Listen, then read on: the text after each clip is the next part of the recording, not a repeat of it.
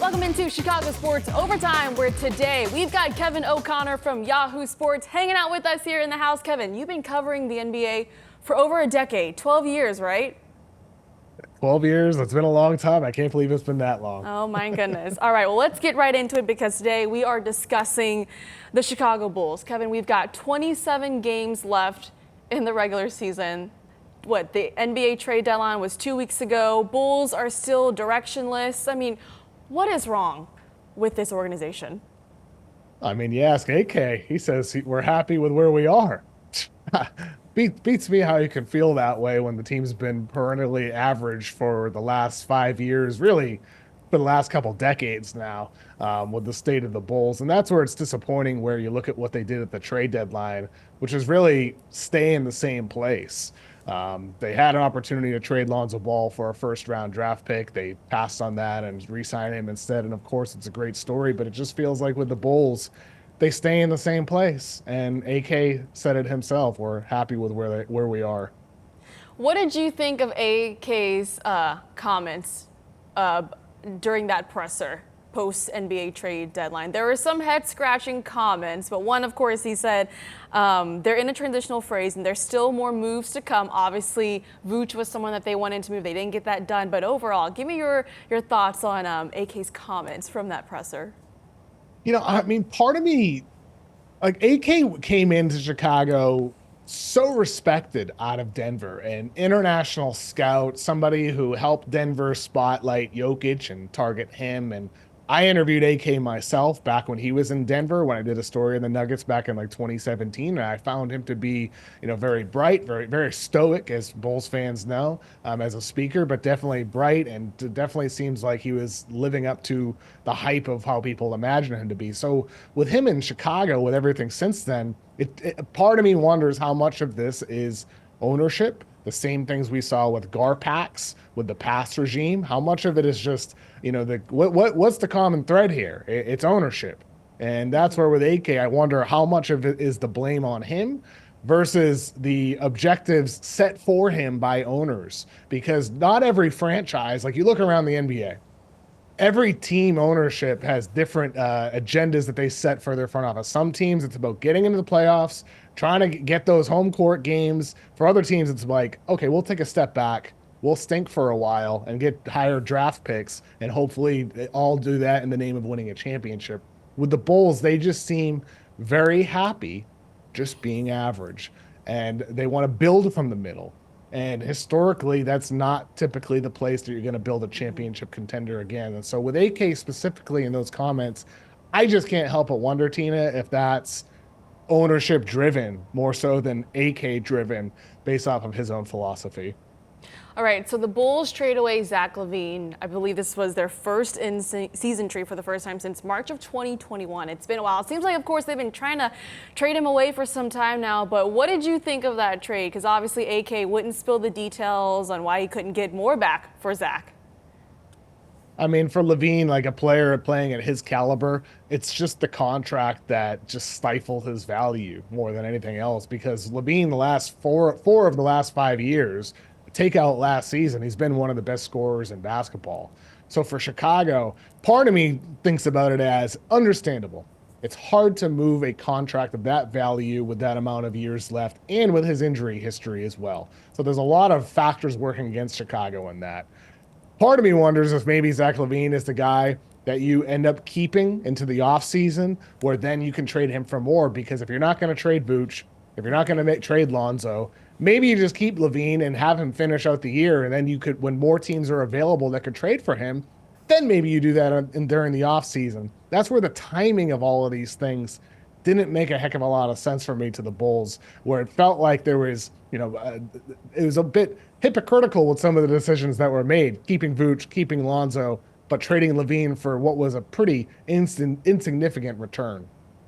So in that return, they get Zach Collins, Trey Jones, Kevin Huerter, Red Velvet. But more importantly, from the Bulls' perspective, they own that 2025 first-round pick that was owed to San Antonio. I mean, you look at this roster right now, very guard-heavy. What are your impressions of it? I mean, the roster from a basketball standpoint and competing for a championship does not make any sense right now, of course, but they're not in that position. So I think for the Bulls, it's just about having a bunch of guys, seeing what sticks, and then figuring out what you're going to keep long term. So for the short term, I mean, Ayo Dosunmu, I love him a lot as a player, great two-way player. Kobe White, obviously this year, still very good. You'd like to see even another step from him in the years to come. But this roster right now, I think for them, it's just about what do we have? What do we decide that we're going to keep? Now, I think with Buzelis and Giddey, it's guard heavy. But even in that front court with Buzelis and Giddey, neither of those guys are knockdown shooters yet. You hope Buzelis can become that. You hope Giddey can become above average at some point. But even aside from the guard heaviness of the roster, you look at the front court at that forward position with those guys, and it's like, well, can those guys coexist together? So overall, with this Bulls roster, not much makes sense for the long term. So hopefully one of these guys becomes an outlier that you want to decide to keep. But so far, I don't think they have any guaranteed keepers on their team right now, including Kobe White for that matter. How difficult of a position do you think Billy Donovan is in? Because AK said during that presser that he believes that this group can still make the push for the play-ins, for the playoffs, but you don't want to. Should you tank for a better pick in the draft? Should you push for the play-in? I mean, if you look at it from Billy Donovan's perspective as the head coach of this team, how difficult of a position is he being put in? I mean, if they push for the play-in, it's absolutely foolish if they decide to do that. I mean, the Bulls, they lose 4 games in a row heading into the All-Star break. For the Bulls, that is a good thing. All by an average of 22 points, by the way. Those were blowout losses, those 4 straight. Yes, and like that's a good thing to be losing games because you get your pick to guarantee that you keep your pick this year in a draft class that, I think a lot of NBA fans know the name Cooper Flagg. Cooper Flagg from Duke, he's going to be the number 1 pick in the 25 draft, but there's a lot of other prospects in the top 4, top 5, top 6 that are going to be or could be really high quality players and players that fit the Bulls with their kind of clean slate right now. If you want to put him next to Buzelis, want to put him next to Kobe White, there's complementary players that fit this current roster. So for the Bulls, there's a great opportunity to get a piece that can be one of your foundational players in the years to come. And if they make the playoffs accidentally or make the play-in at least and have the 11th pick or the 12th pick, and they don't have an opportunity to have a top 6, top 7 pick, to me, it's just silly to be looking at it that way. Right now, they have the 8th best odds. They're a game and a half back from Philadelphia for the 6th best odds. That's what they should be pushing for. That's for the best long term for the Bulls. Want to talk about Lonzo Ball really quickly too, because he received a 2-year, $20 million contract extension. Was this the right move by the Bulls front office? Lonzo did say yesterday that he wants to be here in Chicago. And of course, he's someone that's valuable in the sense of he can really be a mentor as well to some of these young players. I think the right move would have been trading him for a first-round draft pick. I love Lonzo. His story's amazing. He is, I mean, look, like the dude missed 2 years and he came back and he's still a pretty good player. Got a brand new knee, by the way. Got a brand new knee. Well, hopefully that brand new knee lasts, and that's the concern here. You pass on an opportunity to get a higher draft pick in this year's draft class and give yourself more flexibility in what is a pretty good class for a player who is still not quite the same as he was prior to the injury. The 21-22 Bulls, him and Caruso together on defense, they were an unbelievable duo, wreaking havoc in the passing lanes. On ball, Lonzo, his versatility with his size. He's not quite the same shooter this year at 34% from 3, not quite the same defender either, and can't play over 30 minutes per game like he did. And so with Lonzo, this may have been his peak value as a trade asset, maybe his peak value as a player for the Chicago Bulls as well. So for the Bulls, I think they took an immense risk in giving him this contract. Granted, it's not a hell of a lot of money. Still, when you had that deal on the table to trade him for a first-round pick, to me, they made the wrong choice there, and they would have been better off moving him. Let's talk about Vooch real quick as well, because he is having a really efficient scoring season. I believe he's our leading scorer right now, averaging, 19 points and rebounds as well. But, I mean, what do you make of his season that he's having so far? I expect that they'll probably, of course, move him in the offseason too. I would think so as well. You know, with Vooch, it's hard to believe he's been here for so long. His fifth or sixth season now, I believe, with him, and it bounced back year for him from 3-point range after last season when he shot below 30%. So offensively, he's great, but again, you know, like with Chicago, it's hard to deal Zach LaVine, hard to find great value there. They ended up taking a deal with Vooch. It's hard to find a deal with him because of his salary over 20 million, but also his age. He's 34 years old, and defensively. Bulls fans know this. He's one of the worst defensive bigs in basketball. And so for Chicago, he might bring it offensively, but defensively, he's not the guy long-term for them, obviously because of his age, but also because of his defensive ability. So you hope for the Bulls this offseason. They're able to find a team that needs offense, needs some shooting and spacing from a big man like he offers to Chicago. But his defense, he needs more support than that young Bulls roster is able to provide.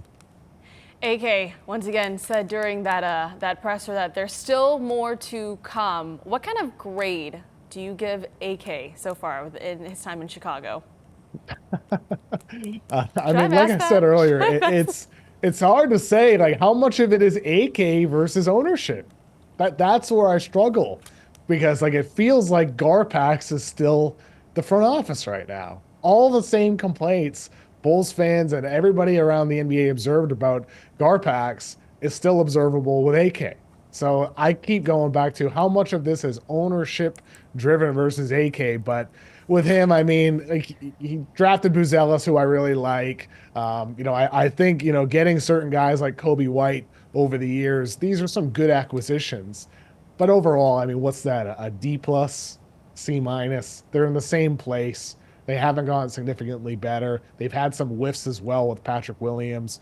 So I'll give him a D plus for his years in Chicago. A D plus? Ooh, okay, you mentioned Modest Buzelis. I mean, clearly someone who's really progressed and certainly improving as the season has gone on. What do you make of his progress in his first year as a Rook? I mean, the shooting needs to come along. I mean, we're seeing what he can do defensively with his length and activity as a shot blocker, as a help defender, especially. But offensively, that perfect shooting night he had would be nice to have more of those. Would be nice when he's able to have some plus 3-point shooting nights. The shooting consistency for him has been an issue every year of his basketball life, except for his senior year in high school when he shot well over 40% from three. He has good touch near the rim. He has good touch from the line. I hope he's able to find some consistency from three and have more big games like he did with his perfect game from the floor a couple weeks back. All right, Kevin, before we let you go, my final question for you. Tell me something that Bulls fans should find hope in. Give me something good, something good. Bulls fans, you currently have a 26.3% chance of moving into the top four on lottery night in May. That's what I got for you. What is it again? 26 point what? 26.3% chance of moving into the top four. I mean, and maybe a player is added who looks great next to Buzelis, looks great next to White, and becomes a building block, because it's not all bad for Chicago. There's teams in worse positions, but just like feeling stuck in the middle is where you just feel the most hopeless. It may be mediocre, but it's not all bad. And on that note, Kevin O'Connor, thanks so much for joining us. We'll see you next time. Appreciate it, Tina. Thank you.